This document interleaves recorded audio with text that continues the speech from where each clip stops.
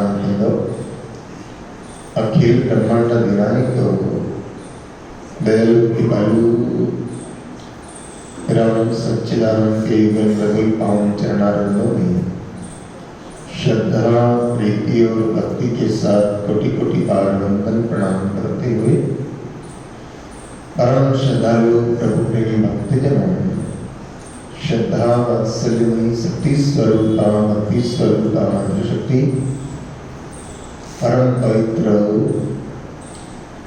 चातुर्मास के परम पावन सत्संग में विश्राम सागर के पावन प्रसंग में 88,000 संकल्प कृष्ण के प्रति तत्ववेता सतजी महाराज पावन निर्मल कथा को श्रवण करवा रहे। कल आपने श्रवण किया था कृष्णदत्त ब्राह्मण जो है अपने कर्म के अनुसार हाथी की योनि को प्राप्त हुआ, कदली वन के अंदर हाथी बनता है और हाथी को पकड़ने वाला ने उसको पकड़ा और कुरुक्षेत्र के राजा ने उसको खरीद लिया और कुरुक्षेत्र के राजा के वहां वो सवारी करने के काम लगता है। इधर स्वर्ग में गई हुई अनुपम सुंदरी ने देखा कि मेरे पति आखिर तो गए तो कहाँ गए, और देवराज इंद्र को कहकर के बृहस्पति जी महाराज को कहकर के पता करवाया तो बोले अपनी कर्म के अनुसार वो तो हाथी बने हुए हैं और कुरुक्षेत्र के राजा की यहाँ पर है। देखिए जैसा हमारा कर्म होता है, इसलिए व्यक्ति को सबसे महत्वपूर्ण बात किस पर ध्यान देना चाहिए, अपनी कर्म पर ध्यान देना चाहिए। आप पूजा पाठ भी करते रहो, आप ध्यान भजन भी करते रहो, आप और कुछ करते रहो, लेकिन अगर आपके कर्म ठीक नहीं है तो सब कुछ किया हुआ। इसलिए कर्म की प्रधानता के विषय में बाबा जी ने लिखा है कि कर्म प्रधान विश्व करी राखा और जो जस करई सो तस फल चाखा। इसलिए बहुत सुंदर गाया भी है आधुनिक संतों ने कि एक झोली में फूल भरे, एक झोली में कांटे, कोई कारण होगा, अरे कोई कारण होगा। एक झोली में फूल भरे, एक झोली में कांटे, कोई कारण होगा, अरे कोई कारण होगा। तेरे बस में कुछ भी नहीं, ये तो बांटने वाला बांटे रे, कोई कारण होगा, अरे कोई कारण होगा। तेरे बस में कुछ भी नहीं, ये तो बांटने वाला बांटे रे, कोई कारण होगा, अरे कोई कारण पहले बनती है तकदीरें, फिर बनता है शरीर। पहले बनती है तकदीरें, फिर बनता है शरीर। ये है प्रभु की कारीगरी, तो क्यों है गंभीर, अरे कोई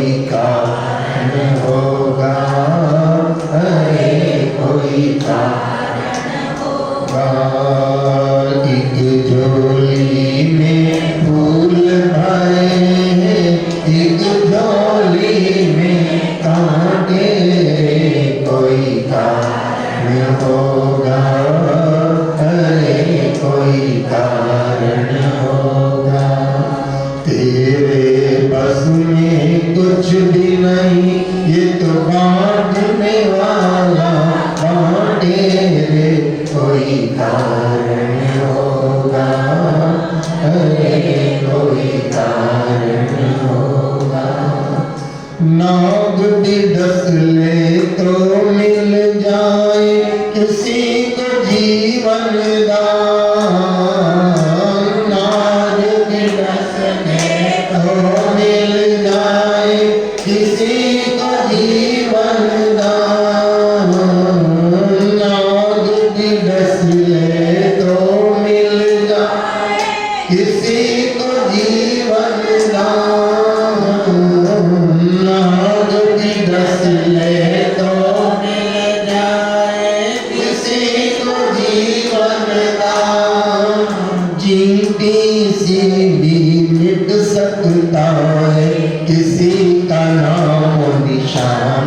अरे कोई कारण होगा, अरे कोई कारण होगा।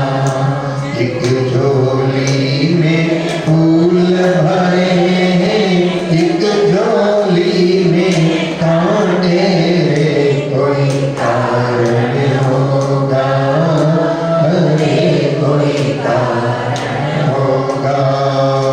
तेरे बस में कुछ भी नहीं, ये तो बांटने वाला बांटे रे। कोई कारण होगा, अरे कोई कारण होगा। धन का बिस्तर मिल जाए पर नींद को तरसे नैन। धन का बिस्तर मिल जाए पर नींद को तरसे नैन। धन का बिस्तर मिल जाए पर नींद को तरसे नैन। धन का बिस्तर मिल जाए पर नींद को तरसे नैन। कांटों पर भी सोकर जाए किसी के मन को चैन। अरे कोई कारण होगा, अरे कोई कारण होगा। कांटों पर भी सोकर आए किसी के मन को चैन। अरे कोई कारण होगा, अरे कोई कारण होगा। एक झोली में फूल भरे हैं, एक झोली में कांटे रे। कोई कारण होगा, अरे कोई कारण होगा। तेरे बस में कुछ भी नहीं, ये तो बांटने वाला बांटे। कोई कारण होगा, तेरे बस में कुछ भी नहीं, ये तो बांटने वाला बांटे।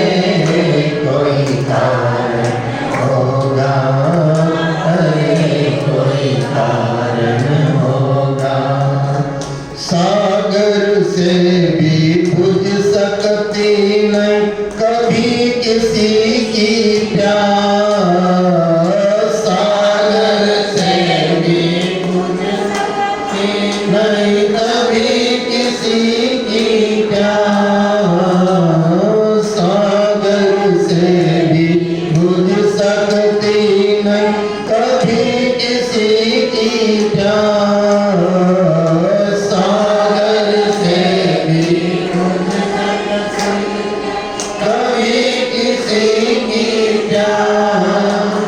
कभी एक ही बूंद से हो जाती पूर्ण आस। अरे कोई कारण होगा, कभी एक ही बूंद से हो जाती पूर्ण आस। अरे कोई कारण होगा, अरे कोई कारण होगा। तेरे बस में कुछ भी नहीं, ये तो बांट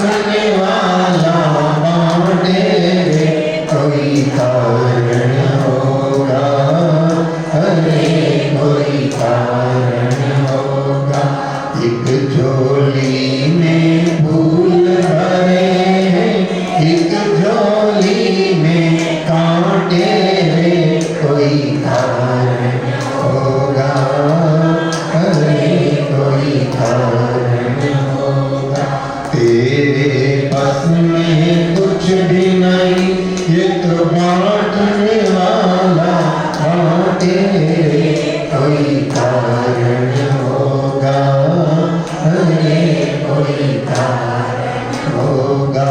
एक झोली में फूल भरे, एक झोली में कांटे, कोई कारण होगा, अरे कोई कारण होगा, अरे कोई कारण होगा, अरे कोई कारण।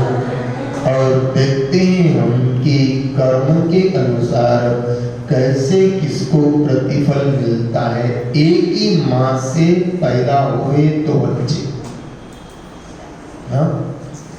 और एक फुलावी सेजते करण मौजा,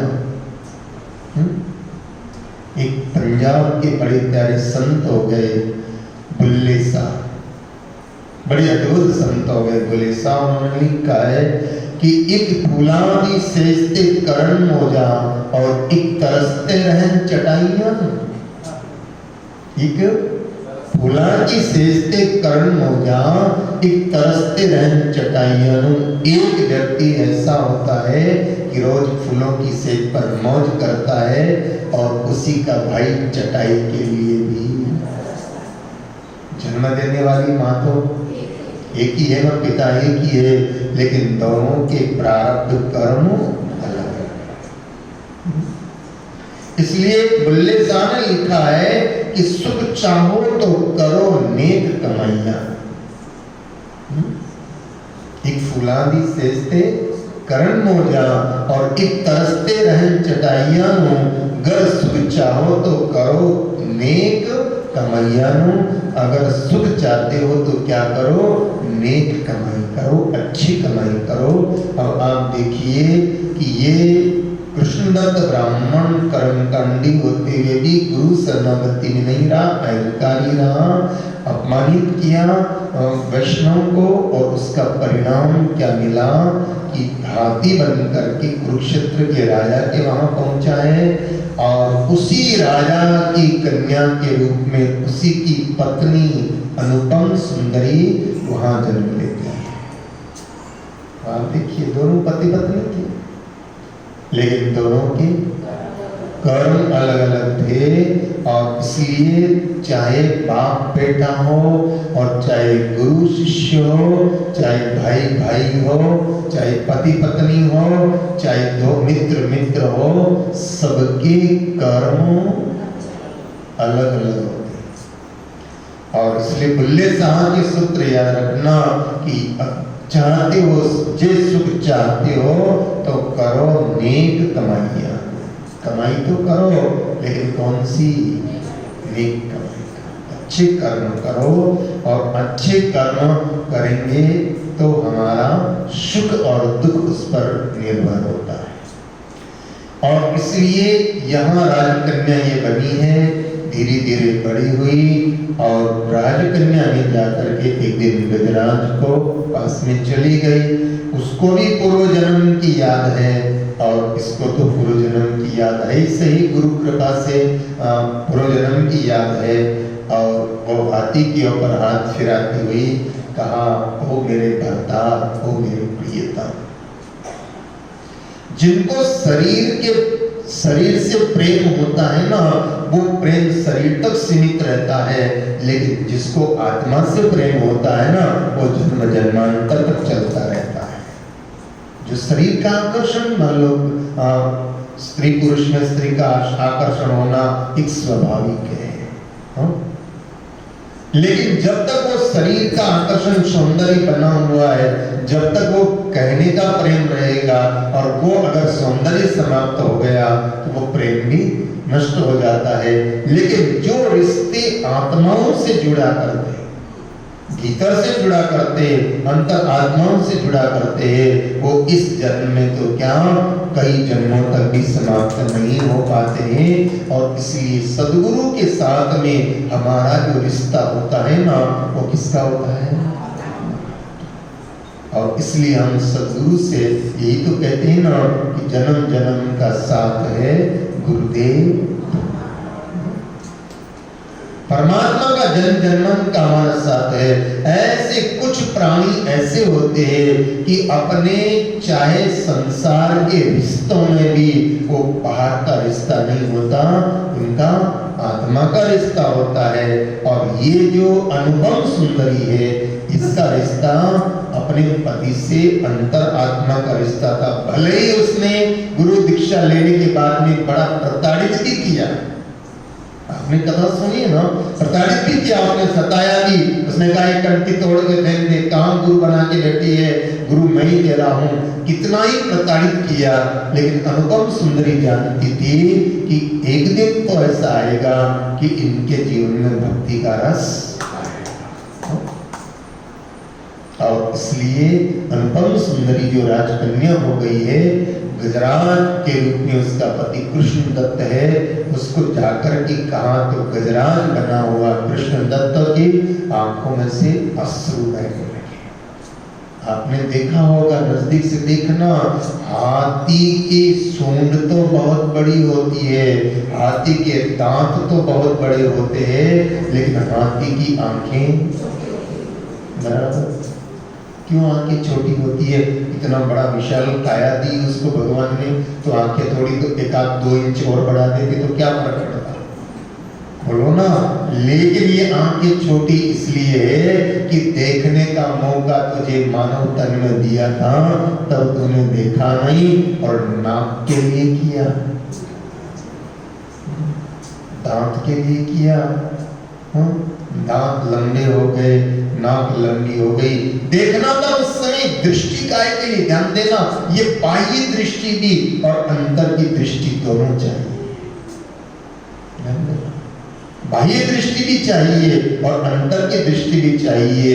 लेकिन जिसकी अंतर की दृष्टि तो बंद है सही, लेकिन बाहर की दृष्टि से भी देख नहीं पाया कि सत्य क्या है और असत्य क्या है। तो गजराज को इतना बड़ा शरीर दिया, लेकिन भगवान ने आंखें और वो छोटी छोटी आंखों में से गजराज बना हुआ कृष्ण दत्त की आंखों में से अश्रुओं की धार बह चली। ये मैंने अगर उस जन्म में तुम्हारी बात अगर मान ली होती, इसलिए कहता हूं कि कभी अपना जीवन साथी कुछ बात कहे तो कभी उस पर चिंतन करके, और ऐसा नहीं कि मैं पुरुष हूं इसलिए मेरी ही चले, मैं नहीं चलने दूंगा स्त्री की। अर्धे अंग की मालकिन होती है, इसलिए उसको अर्धांगिनी कहा जाता है। बोलो ना, आधे अंग की मालकिन है वो, और इसलिए अर्धांगिनी कहा जाता है। मैंने कल आपको थोड़ा सा इशारा किया था कि नारी 4 फेरों में आगे होती है। काम का फेरा और धर्म का फेरा, अर्थ का फेरा और काम के फेरे में आगे इसलिए कि संसार अपना वंश वृद्धि करनी है, इसलिए काम के फेरे में नारी आगे होती है। और धर्म के फेरे में कि सिर्फ हमारा संसार को भोगना ही हमारे जीवन का ध्येय नहीं है। काम के उसमें फेरे में आगे इसलिए होती है कि उसके वंश को बढ़ाना है। कितना कष्ट सहन करती है नारी। बच्चा गर्भ में आता है तब से लेकर के, और बच्चा पैदा होता है तब से लेकर के, बच्चे को लालन पालन से लेकर के, पढ़ा लिखा करके होशियार करके, और उसके बाद में नौकरी में लग जाए तब भी, और उसके बाद भी छोकरे का छोकरा हो जाए तो भी, बोलो ना दादी जी,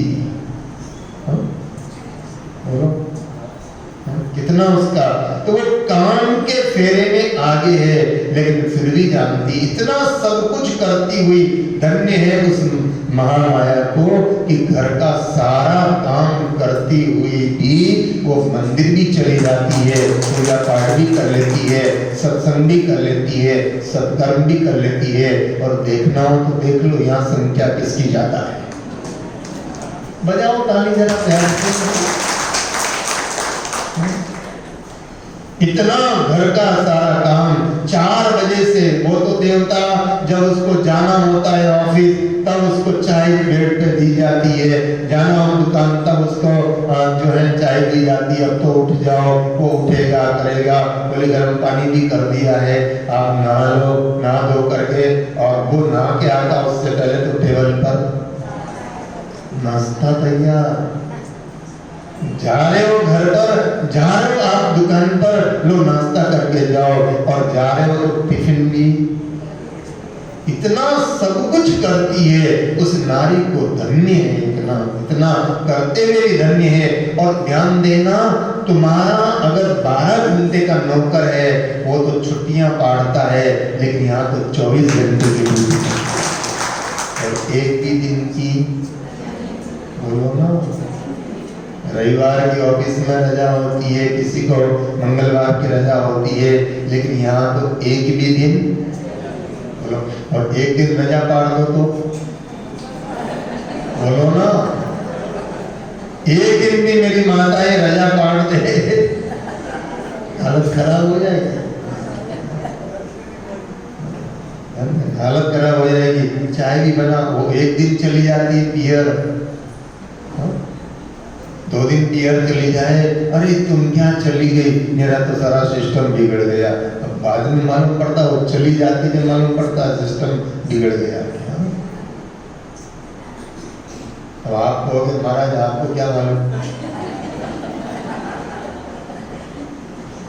लोग यार बताओ, कभी देवियां आके बताती तो कभी देवता आके बताते हैं। और इसलिए ध्यान देना, काम के फेरे में वो आगे है कि नहीं। आदमी क्या करता है, सुबह आया, नया धोया, अप टू डेट तैयार हुआ, प्रेस करके शर्ट ये देती है, प्रेस करके कपड़े ये देती है, पैंट पहन के चला जाता है, शाम को आता पटक देता है, 1 जोड़ी 2 जोड़ी धोती है, एकदम प्रेस करती, सारा काम करती है, और फिर वो बस आता, बोले थक गया मैं तो। लेकिन वो तुम तो थक गया, लेकिन ये दिन भर तेरी काम करती थी, इसको भी तो पूछ कि तू थक गई क्या। पहले फेरे में बोलो, कौन सा फेरा, काम का। परिवार वृद्धि हो, परिवार को संभालना हो, घर को संभालना हो। और इसलिए मेरी माताओं को भारतीय संस्कृति के अंदर एक उपमा दी गई है, लक्ष्मी नहीं ग्रह लक्ष्मी। इसलिए फिर कहना चाहूंगा मैं पुरुषों को कि देवताओं ध्यान रखो, तुम्हारी ग्रह लक्ष्मी के आंसू तुम्हारे घर में नहीं गिरना चाहिए। और जिस घर में ग्रह लक्ष्मी के आंसू गिरते हैं ना, उस घर में कभी बरकत नहीं रहती है, कभी बरकत नहीं रहती। तुम चाहे कितना ही बच लो, चाहे तुम कितना ही मेहनत कर लो, चाहे तुम कितना ही भागदौड़ कर लो, कितनी उठापटक कर लो, जब तक तुम्हारे घर की लक्ष्मी प्रसन्न नहीं है तो तुम्हारे घर में कभी बरकत करके देखो। इसलिए क्या करना, वो लक्ष्मी की तो पूजा करते हो, फोटो वाली, पता नहीं देखी कि नहीं देखी, बोलो ना।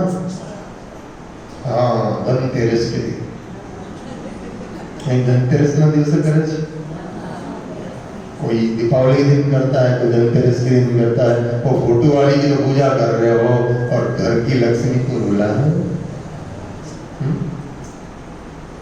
घर की लक्ष्मी को तो रुला रहे हो, और फोटो वाली की तुम अगरबत्ती कर रहे हो, महालक्ष्मी जय हो माँ, बोलो ना।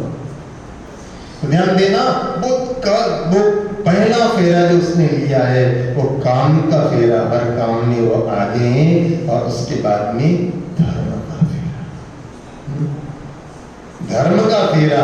इतना सब कुछ करके भी वो धर्म का पालन करते नहीं। पुरुष तो आठवाड़े में जाता होगा मंदिर,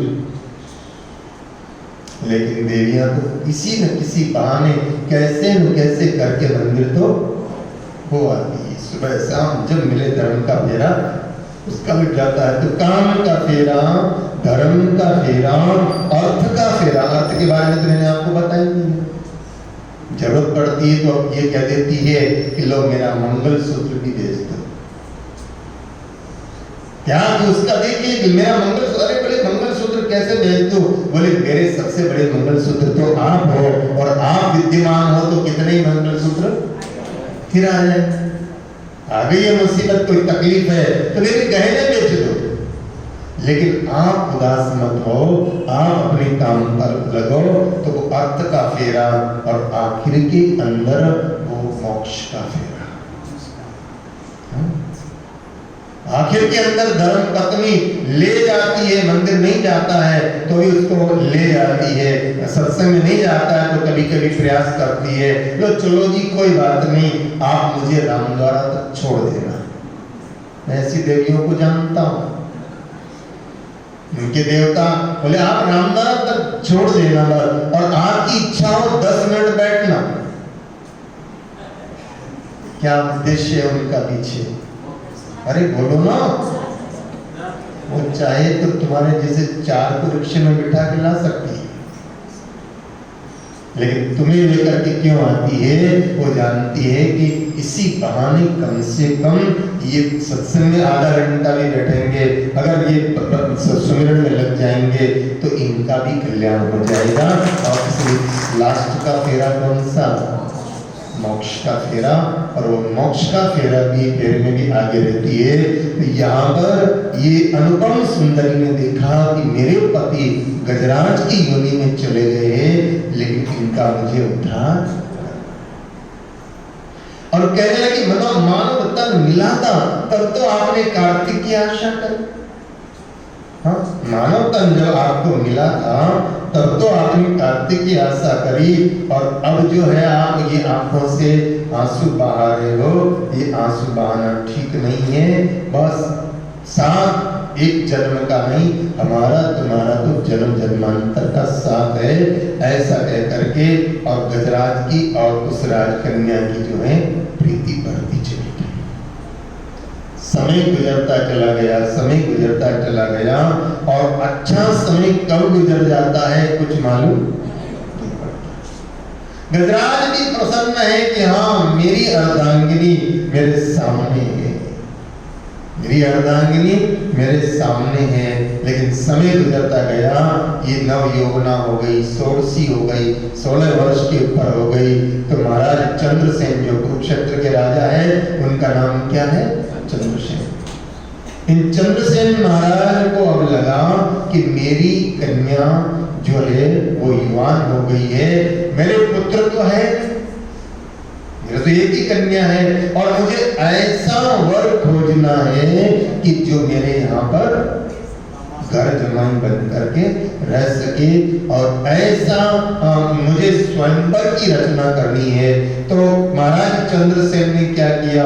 विद्वान ब्राह्मणों को बुलाया और बुला करके कहा कि आप ऐसा मूर्ति आप खोजो, ऐसा प्रयास करो, स्वयंवर रचा जाए, और स्वयंवर में मेरी कन्या जो है जिसके गले में वरमाला डाल देगी वही मेरा दामाद। और ये जब प्रचारित हुआ तो गजराज के कानों में भी ये शब्द पड़ा, और गजराज के कानों में भी ये जब शब्द पड़ा तो गजराज अब पश्चाताप करने लगा कि जो मेरी हुआ करती थी अब वो किसी और की। वो गाना था ना एक कि तुम हमें ना चाहो तो कोई बात नहीं, किसी और को चाहोगी तो मुश्किल होगा। वो स्थिति हो गई गजराज की। बोले जो मेरी पत्नी हुआ करती थी उसको कोई और दूसरा वर्ण करके ले जाएगा, वो किसी और के गले में वरमाला डाल देगी, ये इससे अच्छा है कि वो दिन मुझे देखना पड़े, उससे पहले मैं अपने आप को खत्म कर। लेकिन ध्यान देना मेरे भाई, मैं फिर कहना चाहूंगा कि समस्याएं कोई एक भी व्यक्ति दुनिया में ऐसा नहीं है कि जिसके सामने समस्याएं है। वो कह सकता है कि मेरे जीवन में कभी समस्या नहीं आई? बोलो। और कह सकता है कि हमारे जीवन में कोई समस्या नहीं आई, कोई ट्रेजेडी नहीं हुई, हमारे साथ कुछ ऐसा नहीं हुआ। हर व्यक्ति के जीवन के अंदर क्या आती है? समस्याएं आती है, चाहे बहुत बार आर्थिक समस्याएं आ जाती है, कई बार सामाजिक समस्याएं आ जाती है, कई बार शारीरिक समस्याएं आ जाती है, तो कई बार मानसिक समस्याएं। समस्याएं तो आएगी, पक्का मान के चलना। हर व्यक्ति के जीवन में समस्याएं आई है, लेकिन उन समस्याओं से भागना नहीं है, उन समस्याओं में जाना है। क्या करना? बोलो, भागना। समस्याओं से भागने से थोड़ी काम चलेगा, उन समस्याओं में झांकना है कि ये समस्या दुख का कारण है, तो ऐसी समस्या क्यों आई, और अगर आई है तो जिस कारण से आई है उस कारण को साफ कर दो। बराबर समझना जरा। जंगल में आग लगती हुई आती है ना, जंगल में आग लग रही है और आ रही है, तो जंगल की आग को बुझाना बड़ा मुश्किल होता है, लेकिन समझदार लोग जो होते हैं वो क्या करते हैं, जंगल की आग को बुझाना हो तो आगे से घास साफ कर देते हैं। वहां आग है, यहाँ घास साफ कर दी, और घास साफ कर दी, जमीन हो गई, तो वो घास नहीं रहेगी तो आग आगे नहीं बढ़ेगी। ऐसी समस्याएं आ रही है, तो समस्याओं का जो मूल कारण है उस मूल कारण को खत्म कर दो, समस्याएं अपने आप समाप्त हो जाएगी। मूल को समाप्त कर दो। मान लो आपके घर में किसी की बोला, किसी को तुम कुछ कहते हो और वो नाराज होता है और तुम्हारे घर में समस्याएं खड़ी होती है, तो फिर उसका इलाज क्या है? अगर तुम उसको नहीं समझा सकते तो तुम समझ जाओ। तुम नहीं समझा सकते किसी को तो तुम समझ जाओ। तुम उसको चुप नहीं कर सकते तो क्या करो? खुद मौन हो जाओ। सीधा सवाल है।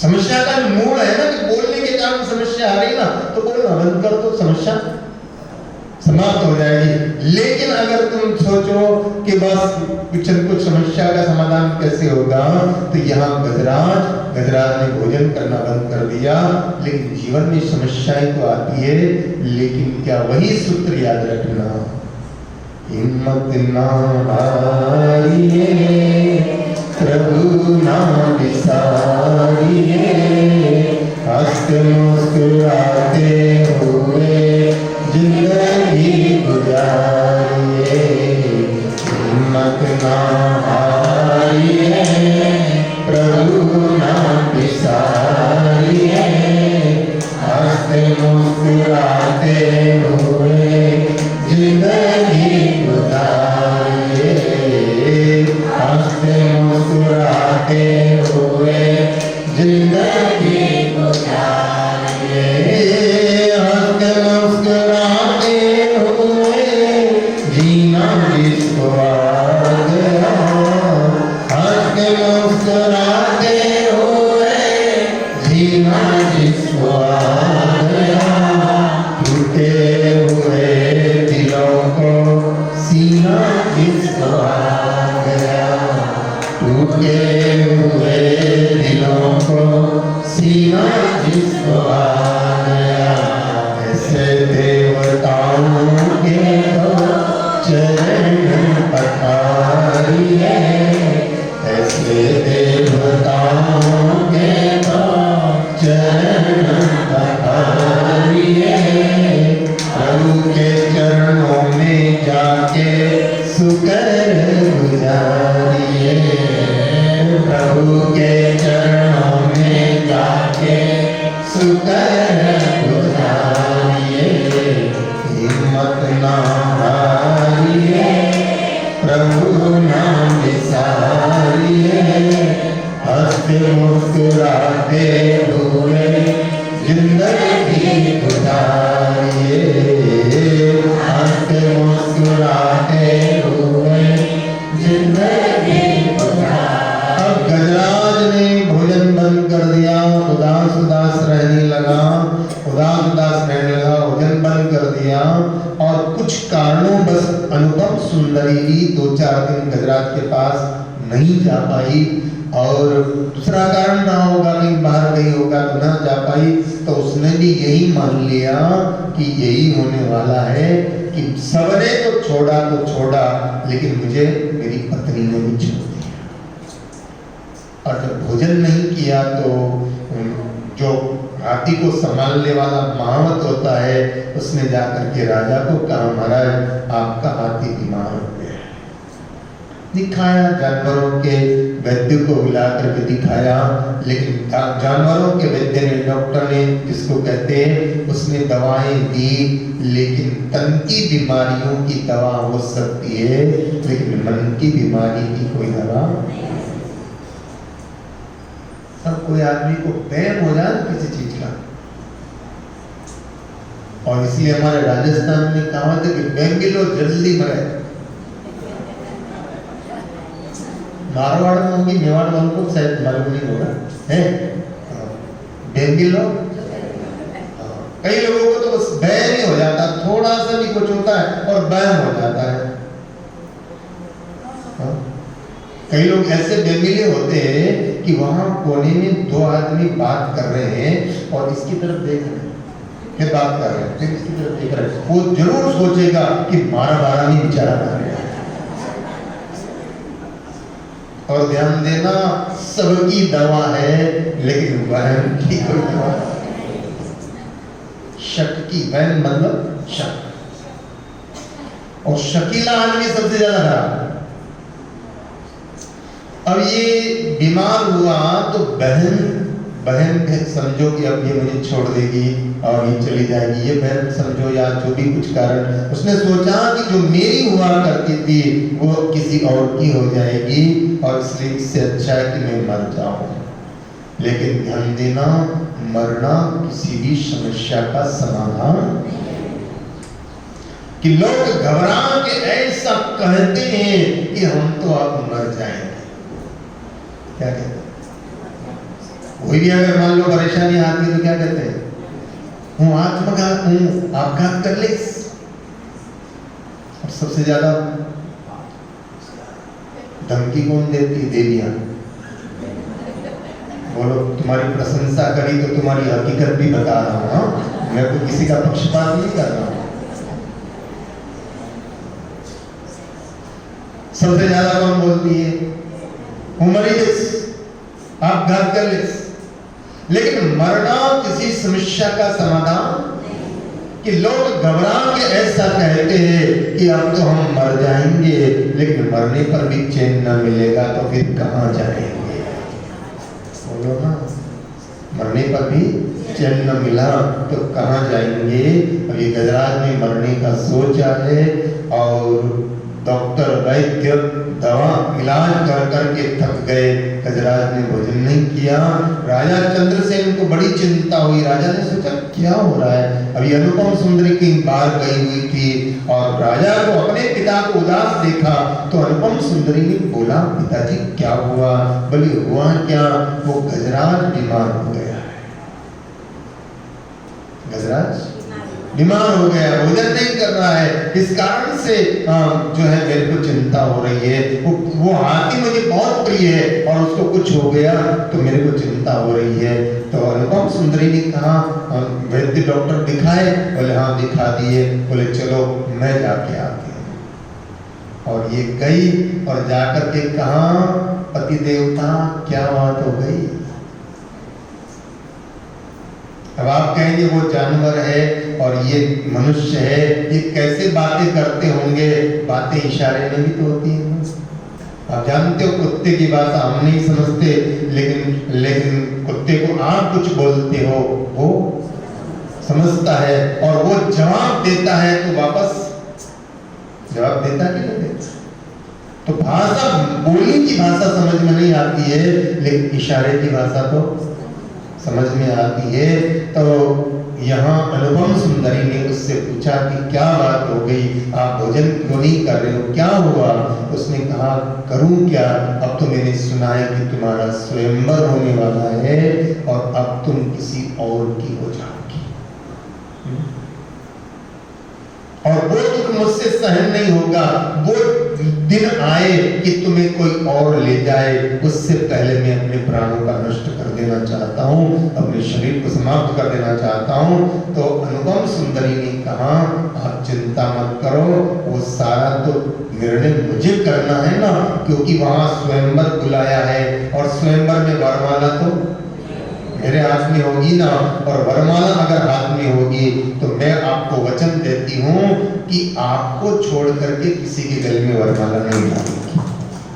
वरमाला डालना तो मेरे हाथ में, इसलिए मैं आपके गले में आकर के वरमाला डाल दूंगी, मैं किसी और का वर्ण नहीं करूंगी, लेकिन आपके गले में वरमाला डाल दूंगी। तो हाथी अस्वस्थ हो गया, पिता उसने भोजन कर लिया। तो यहाँ राजकन्या ने आकर के राजा को कहा कि भोजन करवा दिया। तो राजा ने सहज में पूछ लिया, बेटा तेरे पास ऐसा क्या इलाज था? तो इसने हंसते हंसते कहा, पिताजी क्या बताऊं, ये मेरे पूर्व जन्म का पति है। अब कन्या हंसते हंसते बोल रही, तो राजा ने सोचा छोरी मजाक कर रही है, लड़की हमारे साथ मजाक कर रही है।